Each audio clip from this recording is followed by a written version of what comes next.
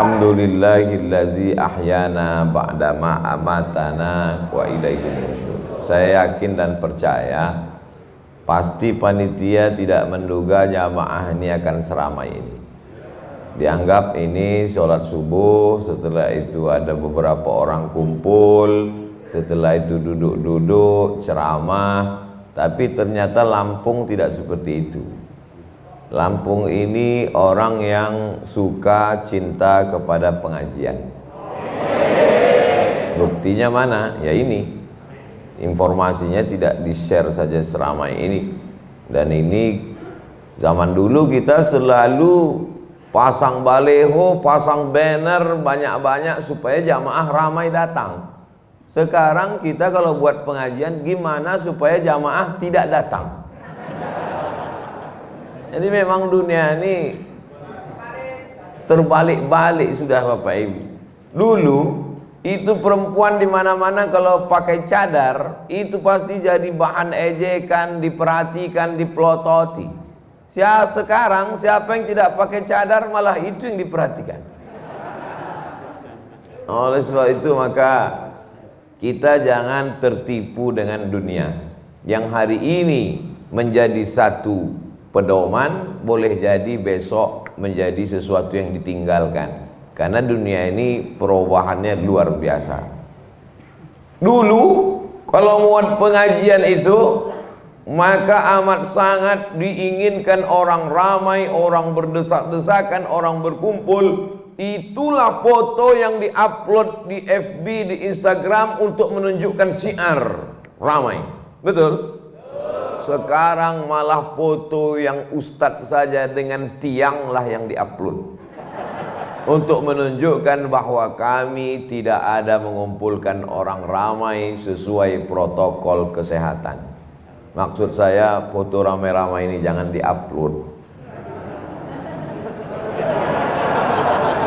Yang streaming itu tunjukkan gambar saya sendiri, beberapa kepala ini boleh masuk untuk menunjukkan bahwa kita dalam keadaan aman dan damai. Saya lihat baleho ceramah ini nggak ada judulnya.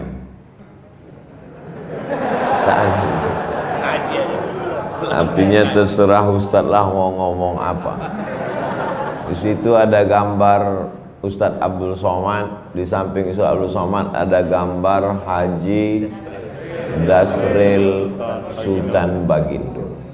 Haji Dasril merantau dari kampung halaman ke Jakarta, berkenalan dengan ulama dari bumi Minangkabau, namanya Haji Abdul Malik Karim Amrullah. Orang Minang tidak punya kamar di rumahnya. Orang Minang tinggal di surau. Maka orang Minang itu pasti pandai dua. Yang pertama mengaji, yang kedua basile. Orang Minang pandai basile tapi tak pandai manjile. Allahu Akbar. Orang Minangkabau kalau dia merantau maka dia dekati surau. Karena dia dibesarkan di surau, maka dia pasti akan azan, dia akan sholat berjamaah. Itu Minangkabau. Jadi kalau ada orang Minangkabau tidak ke surau, itu bukan Minangkabau, itu kabau. Maka begitu dia merantau ke Jakarta, menyeberangi pulau Sumatera ke pulau Jawa, maka yang dicarinya pertama adalah ulama. Kenapa? Karena mereka adalah orang yang negerinya, anak mudanya didekatkan dengan ulama. Ini pelajaran yang pertama. Siapapun dia, maka dia mesti dekat dengan ulama. Anjing, tak boleh nyebut anjing sekarang. Jangankan nyebut anjing, yang mirip-mirip anjing aja nggak boleh. Tidak boleh disebut pantang.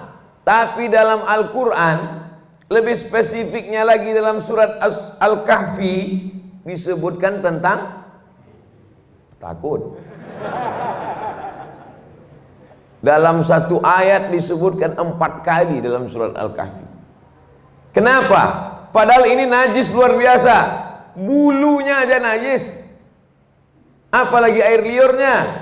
Kalau sampai ada bejana dijilat oleh seekor anjing, maka seluruh air bejana, nampan, tempayan, ember ditumpahkan semuanya, dan mesti disiram dengan 7 air, 1 dengan air bercampur dengan air tanah. Tapi dalam surat Al-Kahfi anjing disebutkan. Mengapa? Karena dia dekat dengan orang soleh.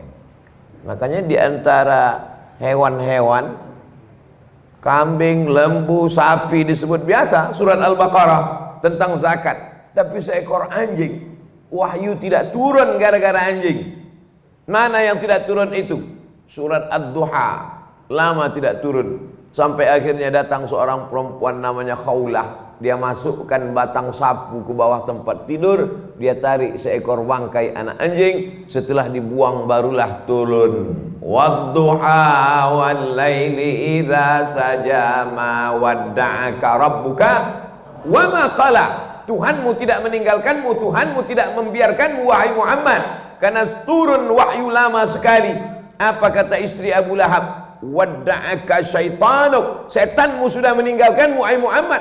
Ma wadda'aka rabbuka wa ma qala. Tuhanmu tidak meninggalkanmu. Turun setelah sebulan. Mengapa turun wahyu lambat? Ketika Jibril datang, Nabi bertanya, Jibril, kenapa kau lama baru turun? Kata Jibril, kami tidak turun ke dalam rumah kalau di situ ada. Oleh sebab itu, walaupun dia najis, walaupun dia kotor, najisnya najis berat mughallazah, malaikat tidak turun. Tapi sesungguhnya kalau dia dekat dengan ulama, maka Allah menyebutkannya beberapa kali dalam Al-Quran. Pelajaran iktibar luar biasa. Kemanapun kita merantau, dimanapun kita pergi, mendekatlah dengan al-ulama warasatul anbiya. Itu makanya saya setiap ceramah kemana-mana pasti silaturahim ke buya, ke kiai, ke tuan guru, ke habib yang masih hidup maupun yang sudah meninggal. Kalau sudah meninggal saya ziarah ke makamnya.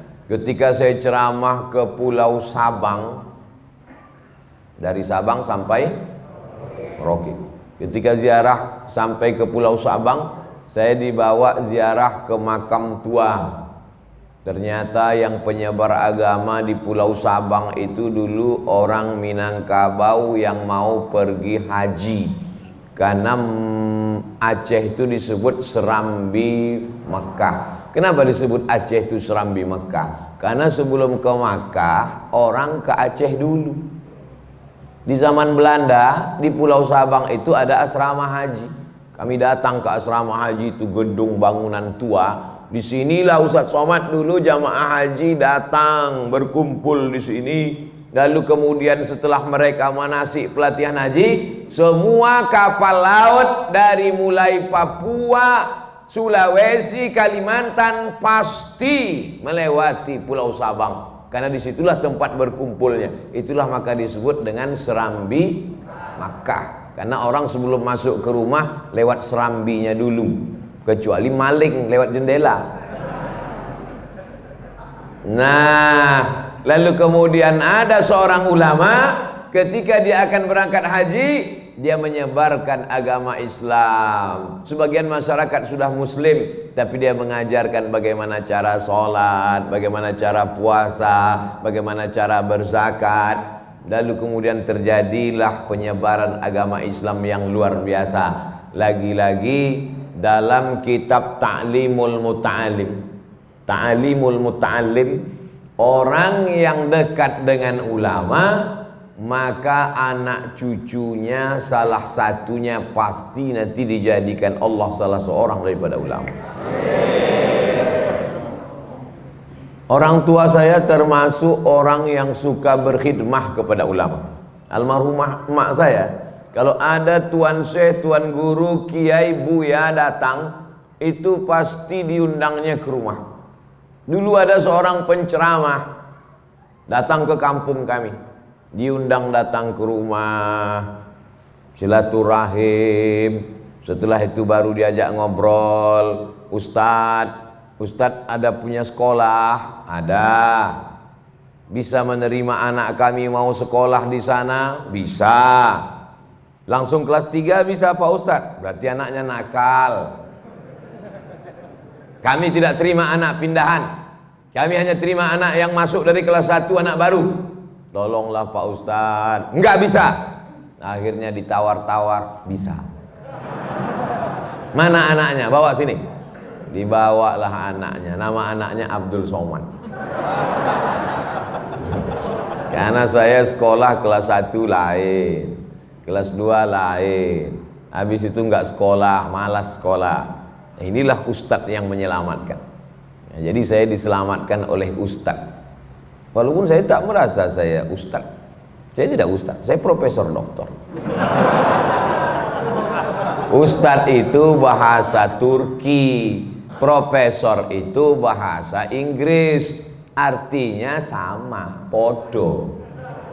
Makanya kalau ada orang Mesir, al-ustaz, ad-doktor, itu artinya profesor doktor. Cuman orang kita merendahkan yang tinggi jatuh ke bawah. Tempat kita ngajar ikra, ustaz. Jual obat kuat, ustaz. Tengoklah di koran-koran. Saya baca di koran-koran. Anda lemah, belilah minyak lintah dengan ustaz. Ustaz juga katanya. Dulu asalnya nama saya itu nggak ada pakai titel panjang-panjang, itu tak ada. Saya begitu pulang, jangan tulis panjang-panjang, tulis saja Abdul Somad, Ustadz Abdul Somad cukup. Saya bilang, asal muasalnya saya pakai LCMA itu gara-gara Ustadz dirusak namanya itu. Oleh sebab itu maka mendekatlah kepada para alim ulama, harum semerbak. Kalau dekat dengan tukang parfum, insya Allah dapat wanginya. Ustadz sudah mempraktekkan itu. Iya, kami dulu kalau musim haji pergi ke Makkah, dari Kairo naik bis 7 jam ke terusan Suez. Dari terusan Suez naik kapal laut, dipukul ombak, dihempas gelombang di Laut Merah. 2 hari 2 malam sampai ke Jeddah. Sampai ke Jeddah naik bis ke Makkah. Sampai di Makkah, jamaah haji gelandangan, tidak punya hotel, tak punya tempat tinggal. Tapi kami harum terus. Kenapa? Karena setiap mau ke masjid mampir dulu ke tempat tukang parfum. Semua orang tukang parfum tuh pasti dia kasih oles pakai wangi. Parfum yang mahal-mahal itu. Parfum itu yang paling mahal, dia kental seperti madu. Itu dari batang kayu namanya ud. Ud itu artinya kayu gaharu. Kayu gaharu itu besar, tapi yang di dalam itu hitam kecil berminyak. Itu disuling keluar minyaknya menetes. Satu botolnya saya tanya 20 juta. Kami tidak pernah beli, tapi wanginya kami dapat. Waktu mahasiswa dulu. Oleh sebab itu maka, tapi kalau berkawan dengan tukang besi, insya Allah bau asapnya, bau karbitnya juga dapat. Oleh sebab itu diantara beruntung dan bertuahnya Tuan Haji Dasril Sultan Bagindo DSB adalah karena dekat dengan ulama. Beliau dekat dengan Buya Hamka. Beliau lebih beruntung, lebih bertuah, sempat berjumpa dengan Buya Hamka. Buya Hamka meninggal tahun 1980. 80. Saya baru umur, saya lahir 77. 83 baru umur 6 tahun. Tak sempat berjumpa. Beliau di Jakarta, tapi saya baca buku-buku beliau. Makanya dalam ceramah selalu saya kutip pendapat-pendapat Buya Hamka. Di dunia saya tak berjumpa, saya berharap bisa berjumpa beliau di surga Jannatul Firdaus. Jamaah Masjid Darul Mukmin, Baitul Mukmin, begitu masuk ke dalam surga, terkejut mereka. Mereka lihat saya sudah duduk sama Buya Hamka di dalam. Amin. Itu doa saya. Cara saya berdoa begitu, biar supaya diaminkan masyarakat Lampung. Oleh sebab itu maka kita dekat dengan ulama itu maksud tidak lain adalah, bukan berarti maksud saya tujuannya mendekatlah dengan ulama, dekat Abdul Somad. Tidak, saya bukan ulama. Saya hanya orang yang suka cinta kepada ulama. Saya orang yang sayang kepada ulama, dan saya selalu mengutip pendapat-pendapat ulama. Akhirnya orang menyangka saya ulama, padahal tidak. Sampai sekarang saya tak punya kartu Majelis Ulama Indonesia. Dan dulu ketika ada sertifikasi Ustadz 200, saya tak masuk. Oleh sebab itu maka kita selalu berdoa supaya anak-anak kita menjadi orang yang cinta pada ulama. Saya yakin dan percaya itu dulu doa kakek saya, doa embah saya, doa datuk-datuk saya dulu. Kata datuk saya, cucuku yang ini jangan masukkan sekolah umum, masukkan dia sekolah agama. Tapi saya mau masuk SD. Saya tak mau masuk agama, saya mau masuk SD. Saya mau celana merah. Saya nggak mau pakai peci. Dimasukkanlah saya ke SD. Kepala sekolah SD itu kakak ibu saya. Begitu sampai di rumahnya, saya masih ingat, pegang telinga kanan, pakai tangan kiri. Nggak sampai, nggak boleh masuk. Jadi kemana? Akhirnya saya masuk madrasah ibtidaiyah. Rencana masuk SD, tidak diterima. Sampai sekarang SD itu menyesal. Hampir saja mereka punya alumni profesor doktor. Sombongnya kumat. Karena saya dipesankan sekolah agama. Akhirnya saya masuk madrasah ibtidaiyah. Setelah itu madrasah sanawiyah. Habis itu madrasah aliyah. Habis itu S1-nya Al-Azhar, S2 ke Maroko, S3 ke Sudan. Dari awal sampai akhir, dari hilir, hulu ke hilir, pangkal ke ujung, saya sekolah agama. Sekarang saya paham, karena itu wasiat dari kakek saya, embah saya, cucuku yang ini mesti sekolah agama. Jadi saya ini bukan mendadak tiba-tiba jadi ustadz. Saya ini memang disetting dari awal, ini mesti sekolah agama. Tapi waktu itu beliau tidak ada cita-cita ini supaya jadi ustadz, enggak. Beliau cita-citanya cuma supaya dia bisa menasehati orang kampung dan saudara-saudaranya, sepupu-sepupunya, supaya takut kepada Allah. Biaya sekolahnya dari mana? Itu ada kebun kelapa 2 hektar. Nanti kalau dia sekolah, ambil dari kebun itu. Begitu kakek saya meninggal, kebun kelapa itu pun ikut mati. Tapi Allah Maha Kaya, Allah luar biasa.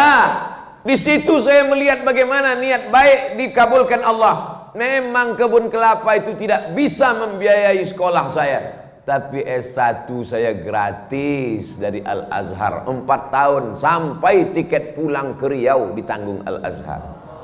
S2 gratis lagi ditanggung oleh Agence Marocaine Coopération Internationale, lembaga di bawah UNESCO. Gratis 2 tahun di Maroko, tamat selesai, ongkos cetak tesisnya diganti 3 bulan beasiswa, sampai selesai pulang 2006-2007. S3 3 kali saya mengajukan beasiswa ke Kementerian Agama, nggak dapat. Nggak tahu salahnya apa, dosanya apa. Tapi pintu rezeki tidak dari 1 pintu. Masuk saya ke WC di airport Cengkareng. Begitu keluar dari toilet, di samping toilet laki-laki bukan perempuan. Datang bapak-bapak dari samping toilet itu, Ustadz Somad ya. Waktu itu saya pakai masker. Saya waktu belum COVID pun saya sudah pakai masker, biar supaya orang nggak kenal. Ustadz Somad ya, kata dia. Ditembak 12 pas, ngaku lah saya. Iya, saya bilang. Sudah S3, jangan tanya-tanya. Dulu saya kalau ditanya S3 bangkit emosi saya. Jangan tanya-tanya S3. Ustadz Somad mesti S3. Ngapain atur-atur saya? Wajib S3. Ini kartu nama saya, biaya dari awal sampai akhir, sampai sidang, sampai ongkos saya yang nanggung, katanya. Ini nomor telepon, telepon saya. Sejak itu sampai sekarang gak pernah saya telepon. Saya takut berutang budi, saya takut makan duit orang, tak pernah saya hubungi. Tapi Allah berikan rezeki, alhamdulillah lancar sampai akhirnya sidang 24 Desember tahun 2019. Artinya apa? Niat baik kakek-kakek dulu dikabulkan Allah Subhanahu wa ta'ala. Makanya Bapak Ibu sekalian, berniat baiklah. Cucuku yang ini sekolah agama, cucuku yang ini sekolah pesantren, yang ini masuk Islamic boarding school. Masalah nanti dia S1 mau jadi pilot, gak apa-apa. Dia mau jadi dokter spesialis, gak apa-apa. Yang penting pendidikan dasarnya ini TK Quran, SD Quran, SMP Quran, SMA Quran, lahirlah generasi yang Qurani.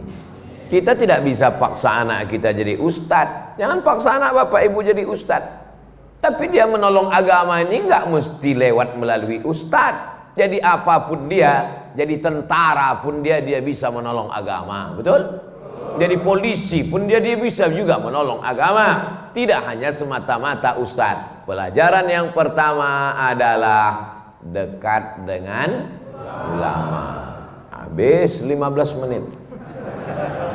Tadi saya mulai jam 5.15, sekarang jam 5.30. Pelajaran yang kedua, apa itu? Ketika Tuan Haji Dasril, saya ingat, cuman pura-pura aja. Orang tulisannya ada kok.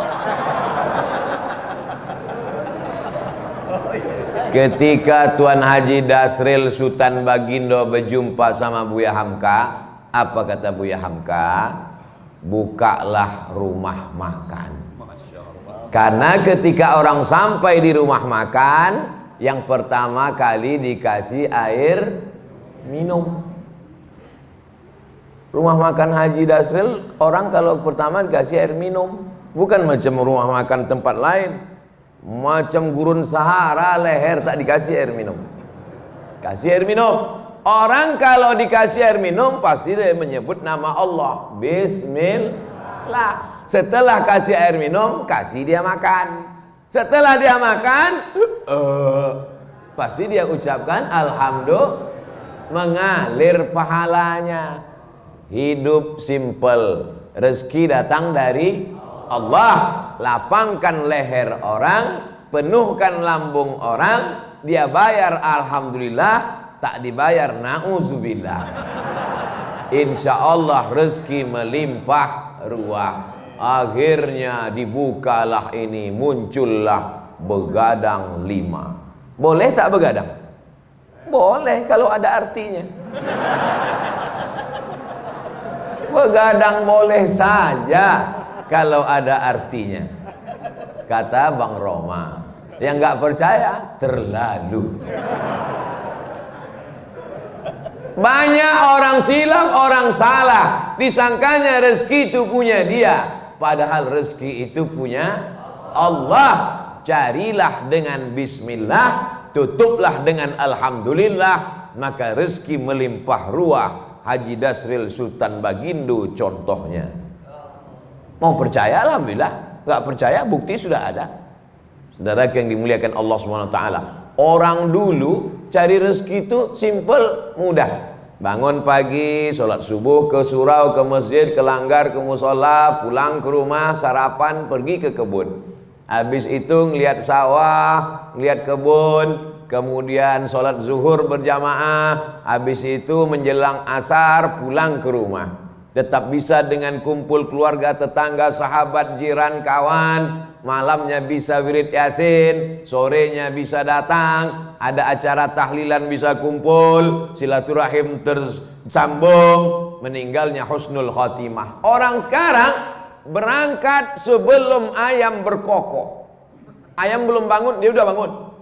Pulangnya ayam sudah tidur, dia baru pulang. Tidak pernah jumpa tetangga, tidak pernah jumpa anak, tidak pernah jumpa kawan, tidak pernah silaturahim, semuanya online. Tapi penyakitnya offline. Pergi pagi, pulang petang, peras keringat, banting tulang, tunggang langgang, luntang lantung, sholat tinggal, puasa tinggal, silaturahim tidak, rezeki tak dapat, penyakit datang. Itu kan yang terjadi pada masyarakat sekarang. Ke masjid tak pernah, yang dicari rezeki, bolak-balik kemana-mana cari duit. Setelah duit dapat, bulat-bulat diserahkan ke dokter spesialis. Dapat duit satu koper, dimakan tak bisa. Mau makan nasi, diabetes. Mau makan gulai kambing, kolesterol. Apalagi sempat menikmati hidup? Tak sempat. Orang dulu hidup sederhana, rezeki luar biasa, barokah mengalir sampai mati, sempat pula membangun surau dan musola. Hari ini kita sedang belajar bagaimana mau maknai hidup. Berangkat pagi, kena macetnya 2 jam. Pulang sore, macetnya 3 jam. Sampai di rumah, sudah teler. Sholat, tinggal. Puasa diqadha di hari tua. Hari tua sudah kena mah akut usus dipotong. Apalagi nikmat hidup, tinggal sakaratul maut, mati. Tapi begitu hidup mengurut aturan ulama, bukalah rumah makan, kasih orang minum, kasih orang makan, rezeki melimpah ruah. Tapi kalau ada hutang 555 perak, yang 5 perak mesti dibayar. Pesan Buya Hamka, 555 perak utang engkau kepada non muslim, yang 5 perak mesti kau bayar. Kenapa? Karena kalau tak kau bayar, kau akan cari dia di akhirat. Kemana kau mau mencari dia?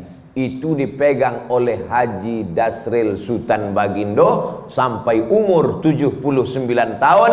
Amanah, jujur, kata orang sekarang, berintegrasi, berintegritet, berjujur, amanah. 5 perak guys,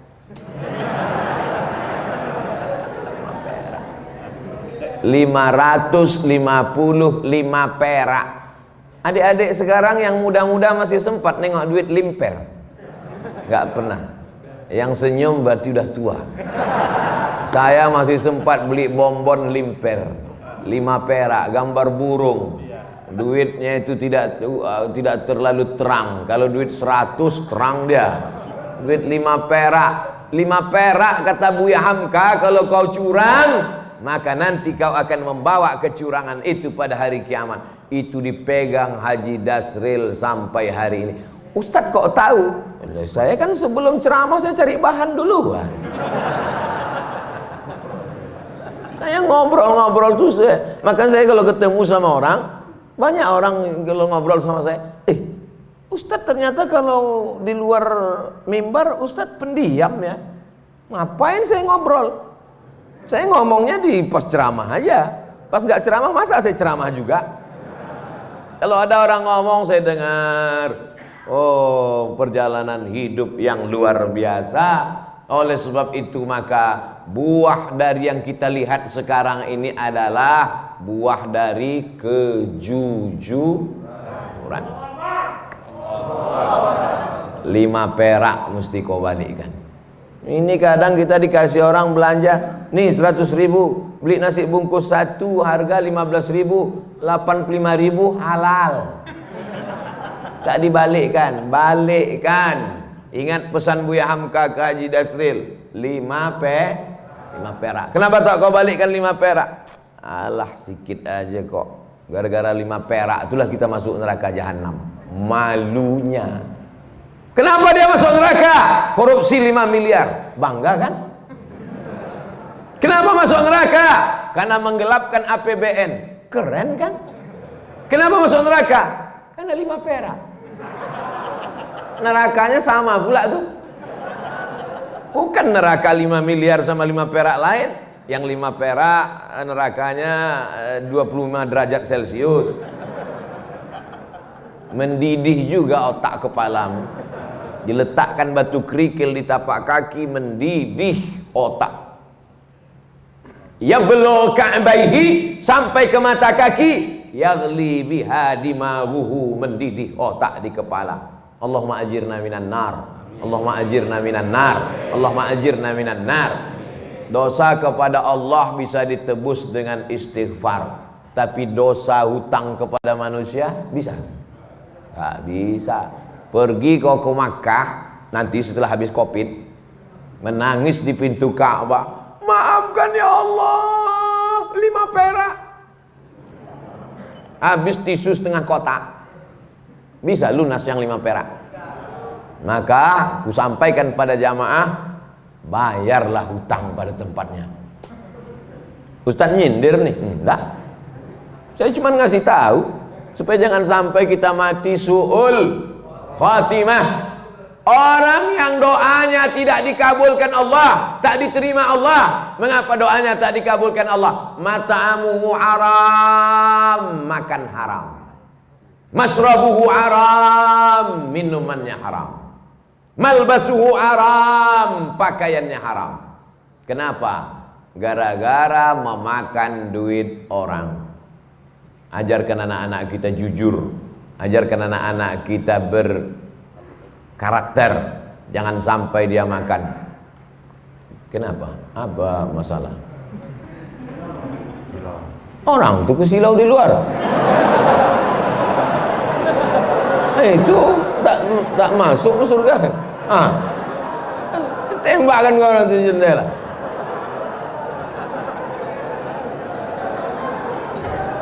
Baru saya bilang jangan aniaya orang. Masya Allah. Ibu-ibu itu layar di atas hidup. Kenapa tak ditonton layar itu? Ada layar 2 tak ditonton orang. Itu panitia tidak mau zolim, makanya dipasang layar. Di luar pakai ada layar mereka. Itu juga mereka sangat takut matahari terbit, karena kalau matahari terbit gambar itu hilang. Layar itu kan adanya kalau gelap kan, macam nonton layar tancap mereka tuh. Tapi insya Allah walaupun mereka di luar, mungkin mereka lebih dulu masuk surga dari kita. Mungkin. Man kharaja fi talabil ilmi, siapa yang keluar rumah untuk menuntut ilmu, fahuwa fi sabilillah, maka dia sama dengan orang berjihad fi sabilillah. Pelajaran yang kedua, apapun profesi kita, carilah profesi yang melapangkan kesulitan orang lain, yang mengenyangkan perut orang, yang melapangkan tenggorokan orang, yang memudahkan urusan orang, maka dimudahkan pula urusan hidupmu insya Allah. Ini sekarang orang ini otaknya sungsang. Kalau bisa dipersulit, kenapa dipermudah? Begitu kan prinsip orang sekarang? Dipersulit, dipersusah, diperpayah. Begitu orang minta, Pak bisa nggak dipermudah? Wani piro, bayar berapa? Dunia ini tak sampai setengah sayap nyamuk. Kau tangkap nyamuk, ambil sayapnya sebelah. Itulah dunia. Itulah yang kau kejar dengan cara haram. Bantai saja, hantam kerowo, sikut kiri, sikut kanan. Padahal yang dicari itu cuma setengah sayapnya. Dunia kau kejar, akhirat melayang. Akhirat yang kau cari, dunia datang bersimpuh di bawah tapak kaki. Kalau tak percaya, tanya sama Haji Dasril Sultan Baginda. Cemana dunia ini bisa datang ke tapak kakinya? Kejujuran, jangan makan duit orang walaupun 5 perak. 5 perak tak ada lagi Pak Ustaz. Terserahlah, payah kali ceramah ini sekarang. Siap kita didik anak-anak kita jujur. Saya dulu kalau pulang bawa mobil-mobilan main-main, ditanya, dapat di mana tadi? Di jalan, Mak. Punya siapa? Tak tahu entah punya siapa. Balikkan di mana tempat kau dapat tadi. Kalau tak balik, jangan pulang ke rumah. Mobil-mobilan kecil itu menangislah, membalikkan di tepi jalan. Bukan nangis karena jauhnya, sayang ini mobil bagus sekali.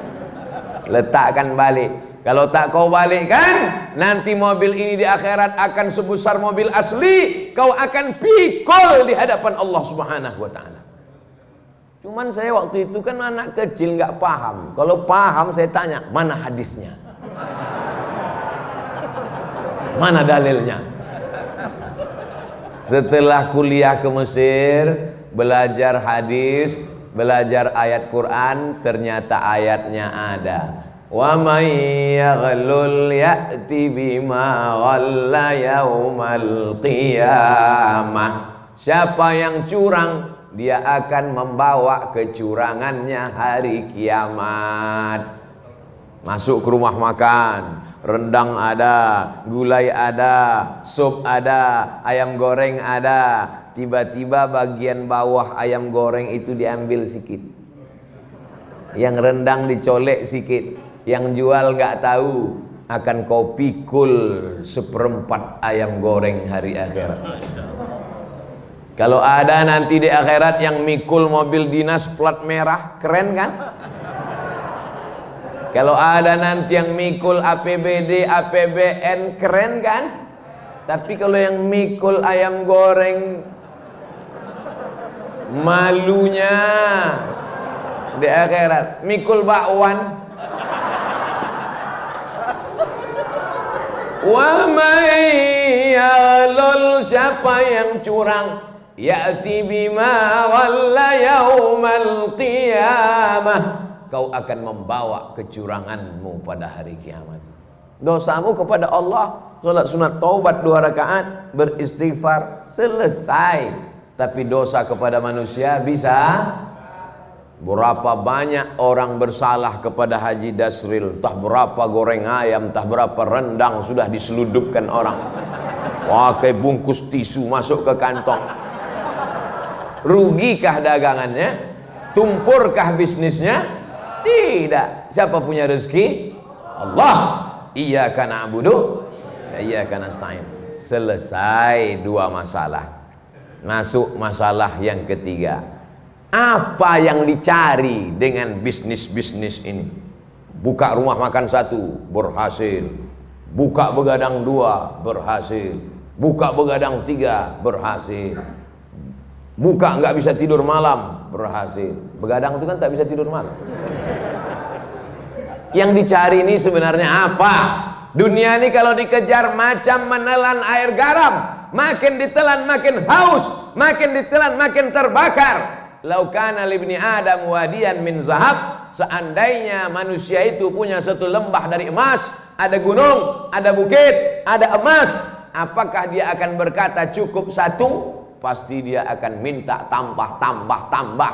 Tapi beda dengan yang satu hamba Allah ini, dibuka usaha ini banyak untuk bangun masjid.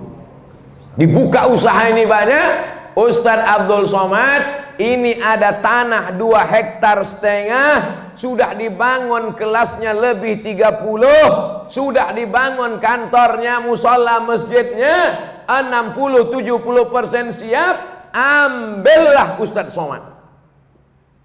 Ustadz Somad takut. Nanti kalau Ustadz Somad ambil ini, berarti mesti tinggal di sini, harus buka cabang di sini. Haji, saya kemari dalam setahun cuma 3 kali saja. Karena saya ada tim 14 dari Sabang sampai Papua, Brunei Darussalam, Sarawak, Malaysia, dan dunia ini semuanya. Sebenarnya saya mau ngasih tahu ini bukan Ustadz kaleng-kaleng itu aja. Jadi saya sudah bagi 14 tim ini. Berarti saya gilir setiap 4 bulan sekali saya datang. ke Medan 4 bulan sekali, ke Kepulauan Riau 4 bulan sekali, ke Sulawesi Makassar 4 bulan sekali. Setahun berarti 3 kali. Begitu juga ke Lampung. Nanti kalau ku terima ini haji yang 2 hektar ini, ku bilang aku ambil, tiba-tiba aku tidak datang, kalian sumpah mati tegak aku nanti. Buat saja namaku di situ penasehat. Supaya apa? Supaya jangan dibilang orang, siapa itu? Itu Ustaz Somad yang penipu itu. Sudah diambilnya 2,5 hektar sama kelas-kelasnya, sudah diwakafkan untuk dia, tiba-tiba tak datang dia, disuruhnya pula orang lain datang. Jangan masukkan saya ke yayasan. Yayasan itu ada 5. Ada pembina, ada pengawas, ada ketua, ada sekretaris, ada bendahara. Jangan masuk saya ke dalam struktural. Penasehat Profesor Dr. Abdul Somad LC MA PhD Datuk Sri Ulama Setia Negara Kai Jaga Mangku Dilaga.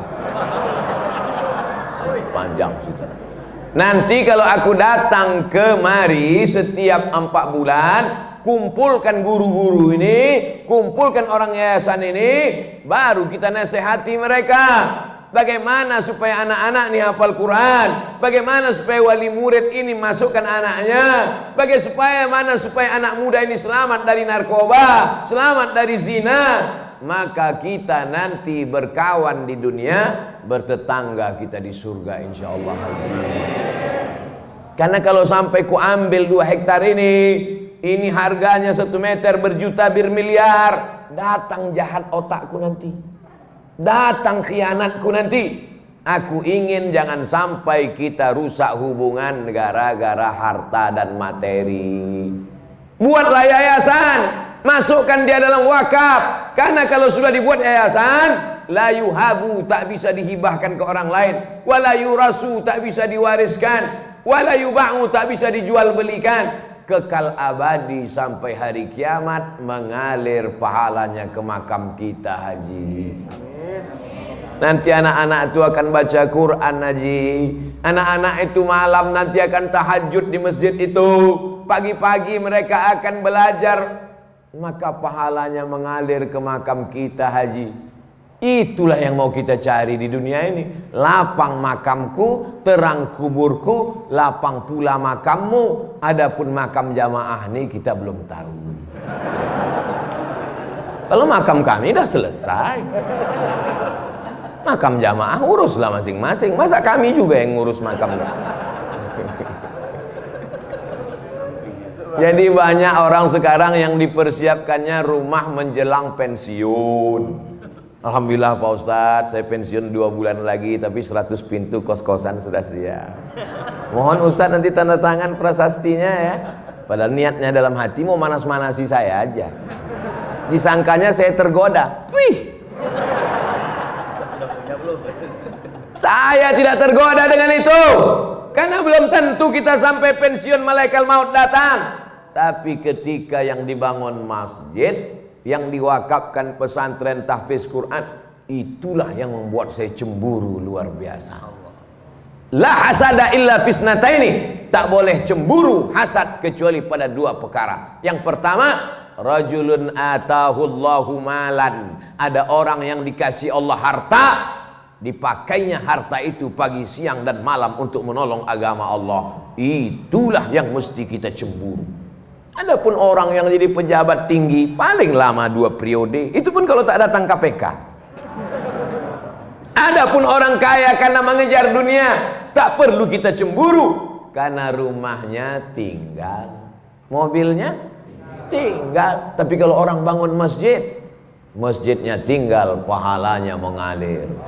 Ustaz Somad, itu ada orang kaya Pak Ustaz, kondominiumnya 100 lantai ke atas, 100 lantai pula ke bawah. Di lantai bawah tuh Pak Ustaz, air semua, macam tinggal di akuarium Pak Ustaz. Saya tidak terpukau, saya tak cemburu sedikit pun, karena yang 200 lantai itu kalau dia mati tinggal. Tapi kalau dia bangun 2 hektar dengan 30 sekian kelas, dengan surau langgar musola, dengan penghafal Quran, Anak hafal Quran 1 hari ngulang hafalan 2 juz, 1 bulan hatam 2 kali, setahun hatam 24 kali. Anak yatim diberikan gratis. Itulah yang kita cemburu karena kita belum bisa melakukan itu. Betul? Tapi Abdul Somad dimuliakan, dibuat penasehat. Abdul Somad selesai, dapat saya amal jariahnya. Tapi belum tentu pasti juga lagi. Ini masih dalam tahap penjajakan. Saudaraku yang dimuliakan Allah Subhanahu wa taala, wa ta'awanu 'alal birri wat taqwa. Tolong menolonglah kamu dalam kebaikan. Ini pelajaran untuk anak-anak muda. Cita-cita kalian mesti tinggi macam cita-cita Haji Dasril Sultan Bagindo. Ini sekarang anak muda nih, gimana rencananya ke depan? Ya udah mau siap S1 Pak Ustadz. Habis ini kau mau jadi apa? Ya mau ikut tes PNS lah Pak Ustadz. Kau PNS mana bisa bangun masjid? Gaji 2,5 juta sebulan. Semua kredit. Bangun rumah 3M, 3 kali minjam. Gimana kau mau bangun masjid? Sementara laut di Lampung luas. Kolam-kolam ikan entrepreneur bisa. Jadilah anak muda entrepreneurship sehingga nanti kau bisa bangun sekolah tahfiz gratis. Cita-citanya mesti begitu. Buka usaha berhasil, buka satu lagi usaha berhasil, buka lagi satu usaha berhasil. Kemarin kami di Pringsewu itu juga meresmikan pesantren anak muda entrepreneur, lahir tahun 80. Baru berapa tahun umurnya? Baru 40 tahun. Entrepreneur. Jadi kalau cerita entrepreneur, usahawan, bisnismen, Lampung ini tempatnya. Saya sudah ketemu orangnya. Ini makhluk-makhluk yang unik, ini mesti dibudidayakan. Ini makhluk-makhluk yang hampir langka ini. Mereka ini satu spesies dengan dinosaurus. Mudah-mudahan ilmu-ilmu mereka ini menular ke anak-anak muda di Lampung. Banyak anak muda ini tidak punya kreativitas. Pergi kuliah pakai motor, knalpot disunat. Pas lambat kiriman stres. Passwordnya 3 huruf. Mak. Minta duit. Apa ini? Makanya makhluk-makhluk yang unik ini saya sarankan mereka menulis buku. Bukunya adalah Alam Terkembang Menjadi Guru. Mereka tidak berguru di kelas, mereka tidak berguru kepada buku, tapi mereka menjadikan alam, pengalaman, perjalanan hidup mereka menjadi guru, sehingga mereka menjadi orang yang sukses dan berhasil sampai hari ini. Untuk menjadi sebuah sebatang sekuntum bunga, dia mesti bertunas, dia mesti berbatang, dia mesti bercabang, mesti selamat dari hawa, mesti selamat dari wereng, mesti dijaga akarnya, mesti disiram, barulah menjadi sekuntum bunga. Bukan bunga plastik. Untuk jadi bunga saja prosesnya luar biasa, apalagi menjadi orang yang menghambakan diri kepada Allah. Sudah berapa poin saya sampaikan? Pertama, dekat dengan ulama. Yang kedua, jujur, jangan berkhianat, pembohong, dusta, tipu-tipu. Yang ketiga, cita-cita jangan mengejar dunia, tapi bangun masjid, menyebarkan pendidikan Islam, Allah akan tolong. Yakin dengan pertolongan Allah? Innaka la tukhliful. Yang terakhir, yang keempat, jangan sombong.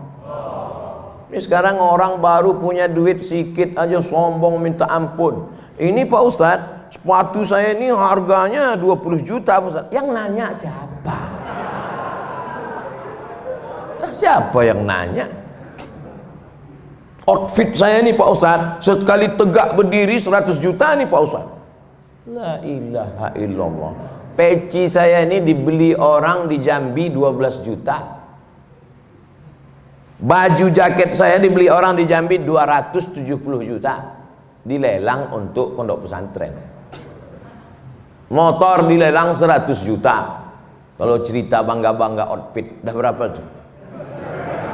100. Tambah jaket 270, 370. tambah peci 12 juta, 382 juta. Punya orang, bukan punya saya. Ini subuh ini dikasih sorban, kasih jubah, kombinasi antara jubah Arab Saudi dengan Lampung, tapis Lampung. Masya Allah, kreasi yang luar biasa. Takut pula saya dicuri orang ini. Saya pakai terus, tapi saya pakai pas di masjid aja, pas di airport enggak. Saya takut nanti semua minta foto, pula pilot-pilot itu semua selfie ya Ustaz. Jangan angkuh, jangan sombong. Kesan saya sama orang-orang hebat ini, saya perhatikan mereka tak sombong. Ketika dia sombong, itu tanda dia akan jatuh ke bawah. Saya pun kalau lama-lama duduk di atas kursi ini jadi sombong nanti. Itu makanya saya tak mau lama di sini, 60 menit turun. Dimulai jam 5.15, jam 6.15 kau mesti turun, sadar diri Abdul Somad. Karena kalau kau sudah terlalu lama di sini, pakai baju kebesaran, ini baju kebesaran nih, XL ini.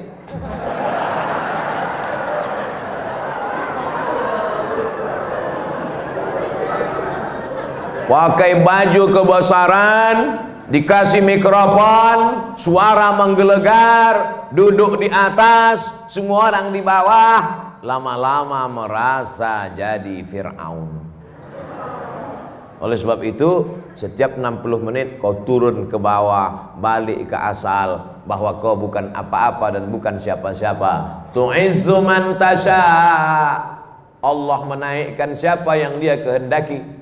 Wa tudhillu man tasha, Allah menurunkan siapa yang dia kehendaki. Ada yang rendah hati turun ke bawah dinaikkan Allah, ada yang naik ke atas hampir ke awan akan diturunkan Allah. Percaya tak percaya, mereka yang di atas ini pasti akan turun untuk sarapan pagi. Betul? Masya Allah, tabarakallah. Masjid mengajarkan kita tentang tawaduk, rendah hati. Siapapun orangnya, kalau sudah sampai masuk ke masjid ini, dia mesti menempelkan keningnya ke lantai, ke tempat bawah tapak kaki. Adakah yang lebih rendah dari tapak kaki? Lantai ini lebih bawah tapak kaki. Mana ada orang melangkah di atas tapak kaki? Lantai ini ditempelkan kening ke lantai. Mentang-mentang Haji Dasril yang bangun masjid, tiba-tiba pas sujud, Haji Dasril enggak sujud ke lantai. Kalian aja, aku yang punya masjid sujudnya ke tiang. Gak bisa. Semuanya menempelkan kening ke lantai. Dan ketika kening menempel ke lantai, saat itu kau rendahkan dirimu dan kau katakan Subhana Rabbiyal. Kalau kau menyelamatkan dirimu dari angkuh dan sombong, Allah akan menyelamatkanmu. Ada orang yang lapar, selamat. Ada orang yang haus, selamat. Ada suami-suami yang datang urusan dari Jakarta mau bisnis ke Lampung, selamat atau tidak? Selamat. Aa tinggal di mana sekarang? Di hotel. Hotel apa? Hotel Syariah Nusantara. Tenang istrinya kan?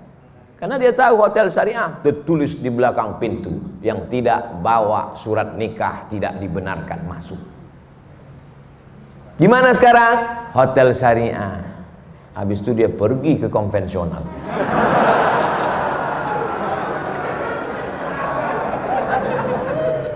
Orang perlu makan, kasih makan. Orang perlu minum, kasih minum. Orang mau ketenangan hati karena suaminya takut dilarikan pelakor, kasih hotel syariah. Selamat dunia, selamat akhirat.